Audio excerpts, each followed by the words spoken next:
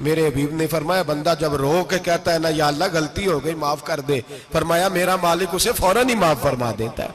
तू आ तो सही, तू आता ही नहीं। सुने बड़ी प्यारी हदीस, बड़ी खूबसूरत हदीस, कंजुल माल में दीगर कुतुब हदीस में है। हजरत अबू हुरैरा रदी अल्लाह तआला अन्हु फरमाते एक बाबा जी नबी पाक की बारगाह में आए और जब वो वापस जाने लगे तो मैंने उम्र पूछी तो उम्र थी 96 साल। कहते हैं बुजुर्ग जब आए ना तो ये भवें जो है ना उनकी सफेद होके तो यूं आंखों पे आ गई।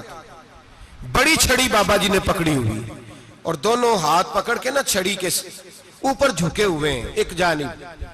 कुर्बान जाऊं, कहते हैं जब वो बुजुर्ग मस्जिद में दाखिल हुए तो मेरे रसूल ने खड़े होकर इस्तकबाल फरमाया, खड़े हो। और नबी करीम सल्लल्लाहु अलैहि वसल्लम ने आगे बढ़ के बाबा जी को बाजू से पकड़ा और बिठाया। हुजूर बैठ गए। कहा बुजुर्गों कैसे आए हो?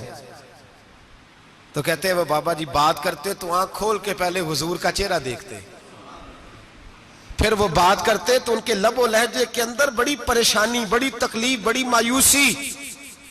अर्ज करने लगे या रसूल अल्लाह, हुजूर जिंदगी सारी गुनाहों में बीत गई है, हुजूर गलतियां ही गलतियां, याद माजी अजाब है, यार अब छीन ले मुझसे हाफजा मेरा।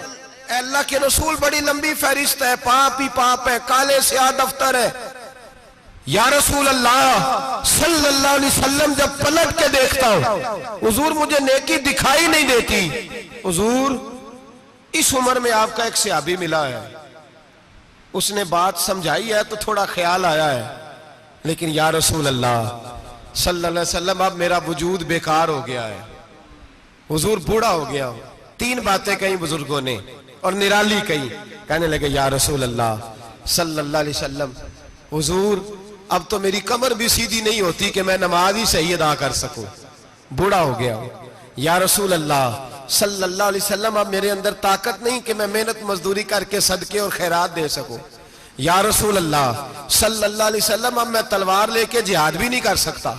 हुजूर ना मैं लंबी नमाजें पढ़ सकता हूं, आका ना मैं सदकातो खैरात दे सकता हूं, महबूबा ना मैं दीन के लिए कोई जिहाद कर सकता हूं। बेकार वजूद है, बेकार बेकार वजूद को तो घर वाले बर्दाश्त नहीं करते, बच्चे दुआ करते हैं या अल्लाह अब्बा जी को पर्दा दे दे, अम्मा को पर्दा दे दे, बेकार हो गया हूं और आज आया हूं तो मुझ बेकार को मेरा रब कबूल कर लेगा। आज कलमा पढ़ूं तो बेकार हूं, किसी काम का नहीं, ना नमाज ना सदकात ना जिहाद, कबूल कर लेगा। हजरत अबू हुरैरा फरमाते हैं जैसे बरसात में बारिश की झड़ी लगती है, यूं मुस्तफा की आंखों से झड़ी लग गई। हुजूर खुल के रोए, खुल के। और मेरे हबीबे पाक ने फरमाया बुजुर्गों बड़े मुजाहिद हैं, दीन के लिए जिहाद करने वाले बड़े हैं, रब करीम को आपकी तलवार की इतनी हाजत नहीं।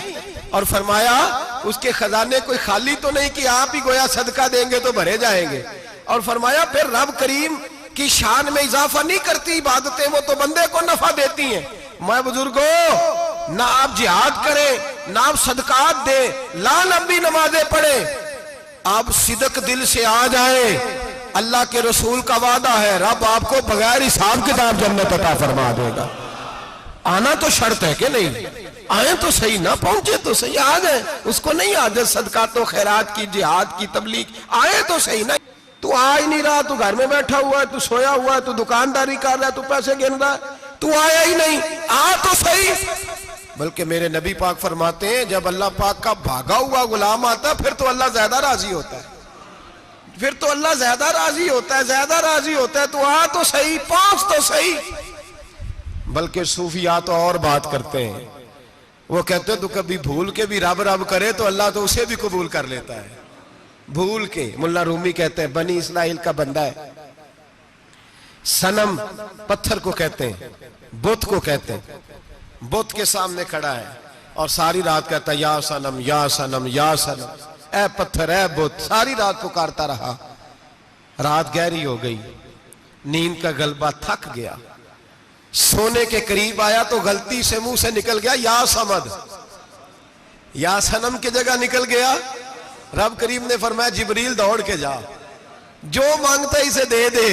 हजरत जिब्रील अर्ज करते हैं मौला भूल के तेरा नाम ले रहा है, भूल के ले रहा है, तो रब करीम ने फरमाया चल नाम तो मेरा ही ले रहा है ना, मेरा ले रहा है ना। या अल्लाह, वो अल्लाह करीम ने फरमाया झूठे के सामने सारी रात का खड़ा है, सारी रात का पुकार रहा है, उसे कुछ नहीं मिला, तो सच्चे का नाम लिया है। अगर मैं भी कुछ ना दूं और बुत में और मुझ में फर्क क्या रह जाएगा? जा जो मांगता है झोली भर के दे, नाम तो लिया है ना। ओ भाई तू बहाना तो बनाना, वो आ तो सही ना, तू यहां आ जा, पहुंच जा, आ जा, बस बैठ जा, उसकी बारगाह नाज में हाजिर तो हो ना। तुझे फुर्सत ही नहीं, तू यारों के लिए टाइम निकालता है, बाजारों के लिए टाइम निकालता है, गलियों के लिए टाइम निकालता है, चौकों चौराहों के लिए टाइम निकालता है, हफ्ते में एक दिन होटलिंग के लिए भी जाता है, लेकिन कभी छुप के दो नफलों की तुझे तौफीक नहीं होती। और मैं कई दफा कह चुका हूं, जिस बंदे को बगैर इबादत के रिज़्क ज्यादा मिलने लग जाए, उस पर आजमाइश होती है रब करीम की। अल्लाह फरमाते हैं इसको पैसे दो, इसे आने ना देना, इसको को चल पैसे दौड़ जा। लोग समझते हैं मैं बड़ा ज़हीन हूं, अक्लमंद हूं, देखो मैं अपनी होशियारी से, चलाकी से आगे निकल गया। तो आजमाइश है, ये तो आजमाइश है रब करीम की तरफ से, ये तो उसकी खुफिया तदबीर है मेरे भाई। उसकी बारगाह नाज तक जो आ गया, आना तो हमारी जिम्मेदारी है कि नहीं, फिर उसकी रहमत आगे बढ़ के इस्तकबाल कर लेती है। और खुदा की रहमत कितनी ज्यादा है, मेरे हबीब करीम सैयद आलम सल्लल्लाहु अलैहि वसल्लम ने फरमाया अल्लाह ने अपनी रहमत के 100 हिस्से किए। कितने? हुजूर फरमाते हैं एक हिस्सा अल्लाह ने दुनिया में नाजल किया है। कितना? एक हिस्सा। फरमाया ये जो माँ बेटे से प्यार करती है, बाप बेटे के लिए मजदूरी करता है, जो बहन भाई के लिए रोती है, ये जो बीवी शौहर के लिए दुआ मांगती है, ये जो बच्चे माँ बाप से प्यार करते हैं, फरमाया ये उस एक रहमत का नतीजा है, एक रहमत का नतीजा। तो सहाबा कहने लगे या रसूलल्लाह वो 99 किधर है? नबी पाक ने फरमाया रब करीम ने संभाली हुई है, कयामत के दिन तुम्हें अता फरमाएगा।